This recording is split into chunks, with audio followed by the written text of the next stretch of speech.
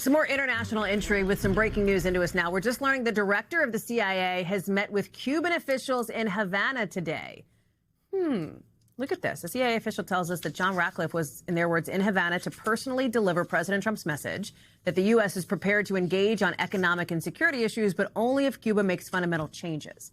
It comes as the New York Times is reporting that Cuba has run out of oil.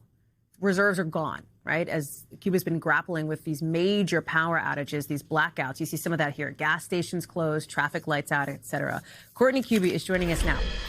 We have to say, really unusual for the CIA director to make a trip to Cuba to have a meeting like this. Yeah. What is the deal? Yeah, and he met with the head of the Ministry of Interior and with the head of the Cuban intelligence services.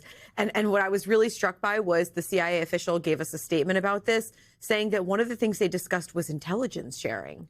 I mean, can you believe the heads of the U.S. and the Cuban intelligence agencies talking about intelligence sharing is astonishing. But so what's triggered this? What has provoked this now? So there's several things. Number one, the energy shortages that you talked about, the outages of power. There were huge protests across Cuba last night, some of the biggest ones that we've seen.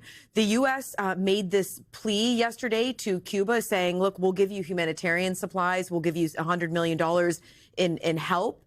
But you guys are going to have to make some sort of an adjustment to how you operate down there. But it's not really clear how that is. It doesn't appear Cuba's going to accept that at this point.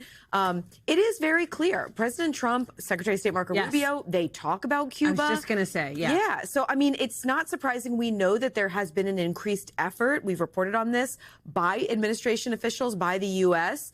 to try to hasten the overthrow of the government in Cuba. I'm not talking about them actually trying to do it, but making efforts to try to do that. And we know that President Trump is frustrated at the pace so far. So that could have something to do with all this. Is this a prod then by Ratcliffe? I mean, is Ratcliffe going over there to kind of like poke it a little bit? It's very possible, seeing where they can find maybe a friendly player who they can speak to. But I mean, it's the intelligence agencies speaking to one another in Cuba and talking about intelligence sharing is astonishing. When was the last time we did something like that? You know what? I can't find it. I can't find a time.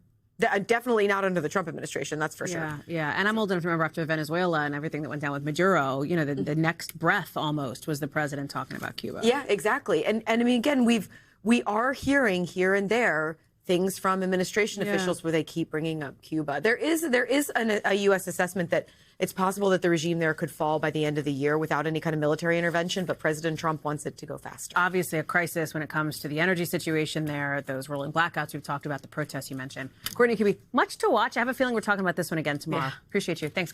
We thank you for watching. And remember, stay updated on breaking news and top stories on the NBC News app or watch live on our YouTube channel.